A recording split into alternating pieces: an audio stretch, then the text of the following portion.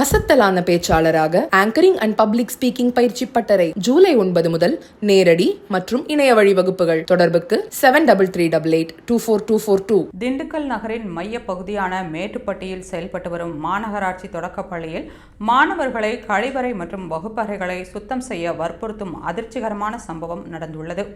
இந்த பள்ளியில் சுமார் 20 மாணவர்கள் படித்து வருகிறார்கள். 2 ஆசிரியர்கள் பணியாற்றி வரும் நிலையில் கிறிஸ்டியன் விமலா ராணி என்ற ஆசிரியர் 2 ஆண்டுகளாக பொறுப்பு தலைமை ஆசிரியராக பணிபுரிந்து வருகிறார். அவர் பள்ளி வளாகம் மற்றும் கழிவறைகளை சுத்தம் செய்ய மாணவர்களை கட்டாயப்படுத்தி வருவதாக புகார்கள் எழுந்துள்ளன.